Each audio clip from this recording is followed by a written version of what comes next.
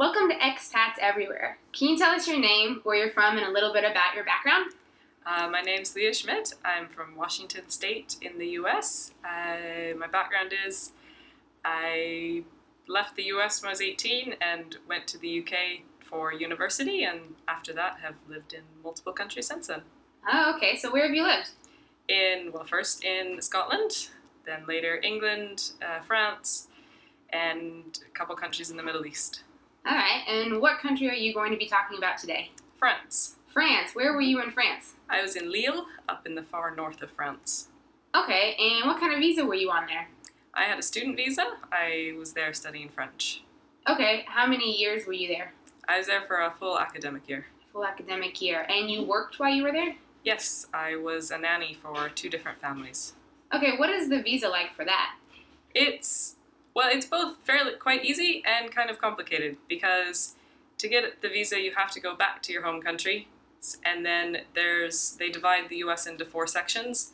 So for where I'm from, I had to go to San Francisco to put the paperwork in. So it's quite easy if you're in San Francisco, but for me I had to fly down to San Francisco, give them the paperwork, which took about 5 minutes, and then that was it. But you had to be there in person to do this? Yes, just to hand them the paperwork, which was very simple. I think it was like a photo of the passport, an application form, and I believe proof of that you were enrolled in university and that you had enough money. But there were no questions. Okay, what is enough money? I believe you needed roughly 800 euros a month, I think, set in a bank account so that you didn't have to basically be supported by the state. Okay. So when you got to France, what job did you take up? I found a website called babylong.com, and you register basically your experience and what sort of age kids you want to work with and where you live in France. And then you put your application forth to different parents who put their information online, saying how many kids they have, how many hours they want you to work, sort of what they want you to do. Okay, and is this website free for you? Yes. Free, so then maybe the family has to pay, or how does that work? They have to pay. Part of what they pay to you is from the state. So there's certain parts of it that they pay to the agency, to you, and a large portion of it is paid by the French state. Okay, so do you get paid directly through this website, or the family pays you? Well, I believe it goes to the website, who then transfers money into your bank account. Okay. And how many hours a week are you allowed to work on a student visa? You can work up to 20. 20. And did you work 20 hours for the same family? No, it was split. One family was about once a week and for a couple hours, and then another family was anywhere from 2 to 3 times a week for a couple hours each time. So no, I never quite hit 20, but it was possible. I know some other people who were working up to 20.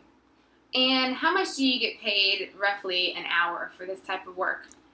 It depended. Each family offered different amounts, and usually it was anywhere between like 10 to 15 or so euros an hour. And would you say that's enough to live off of? Probably Not to live off of if you're working part-time. I know some people, there was a Spanish girl who could work a full, say, 40-hour week, and it was tight, but she could do it because Lille is a cheaper city than others. It would be very difficult, for example, in Paris. Okay. Does this website give the option for living in with the family, or is it only just living out and being a nanny? It was pretty much living out, because it was focusing less on sort of like taking care of the kids, as in like they were very much geared towards you had to be an English speaker, so that you kind of met the kids usually after school. You played with them for a couple hours, helped them with English homework, spoke to them in English. So it was less like watching the kids, it's more like being there to help them learn English. Okay. So what did a typical day look like for you with classes and working?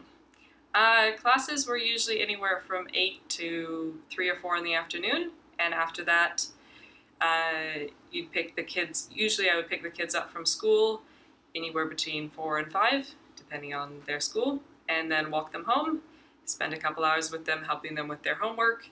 Their homework varied. Sometimes you help them with a little bit of math. Usually you focus mostly on English, and then like when they were done with that, we'd usually play board games or read stories or something to do that involved us speaking English. Okay. And did you have any other friends who had different types of jobs? Yes, actually.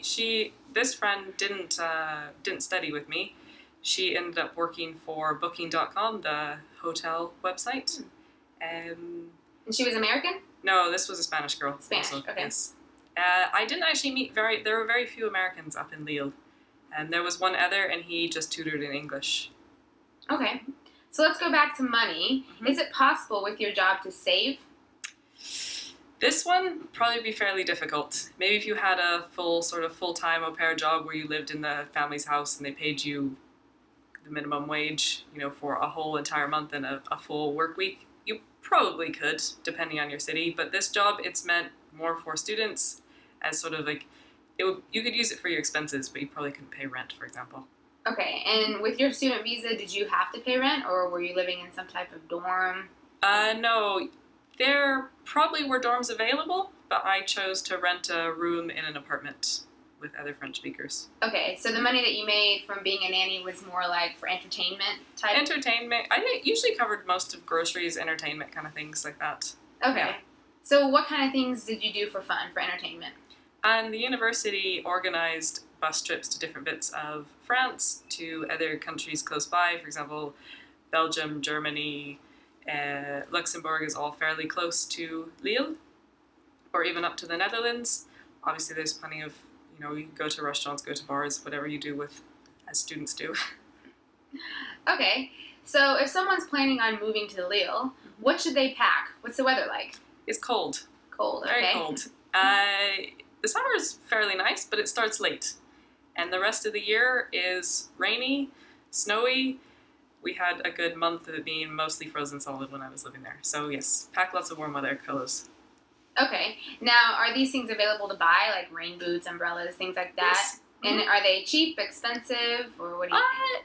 Depending on where you shop, it's not that bad. I mean, you always have H&M and plenty of other sort of discount clothing stores. No, it's not too expensive. Okay, so if you can't fit everything in your suitcase, it is available there. It is available. Okay. What are some things that you can't find? Maybe not clothes, but other comfort foods or something you can't find there that you should bring? Yeah, some foods are trickier to find. The French, for example, really don't eat peanut butter. So if you're into peanut butter, you're not going to find it in France. Go to the Netherlands, though. They love it, and it's easy to bring back. Okay, so you can stock up on peanut butter in the Netherlands. But most of the things are available. They have large Asian communities, so you can have a lot of that kind of stuff. They have Arab communities. They have a pretty wide-ranging group of people there, so most things are available. All right, let's switch gears a little bit, and let's talk about the safety of the city. Is it a safe city?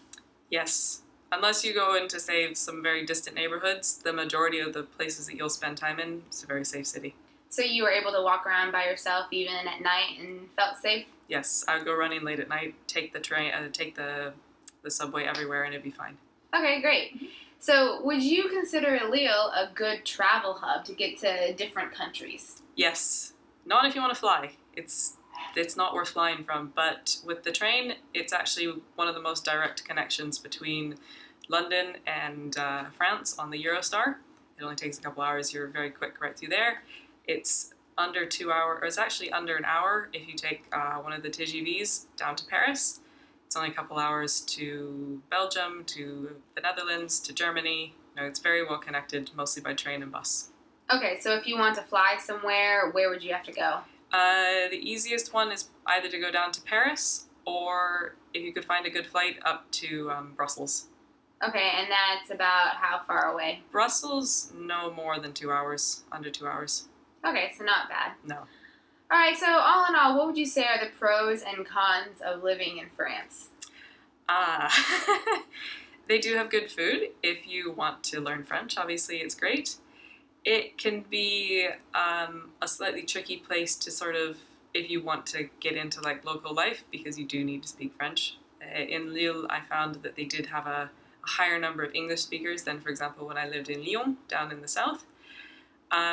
However, there is the big expectation that you do speak French, and that is required to do a lot of things if you want to move out of kind of the expat bubble.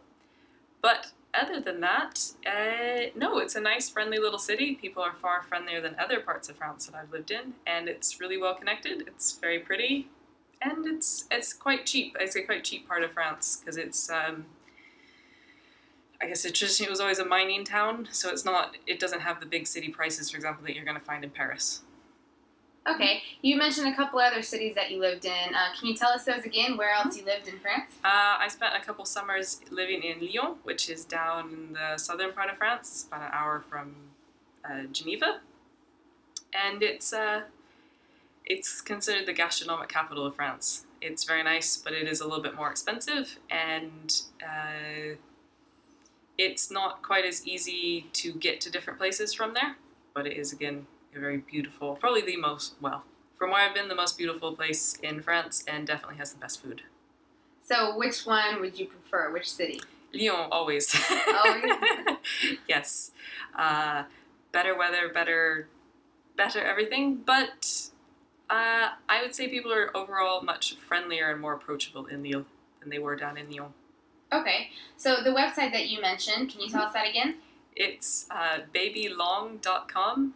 Okay, and this is for all of France? Yes. It focuses more on major centers. So obviously like Lille, Paris, Marseille, Lyon kind of places. So you're probably not going to have much luck if you live in a tiny village. But, okay.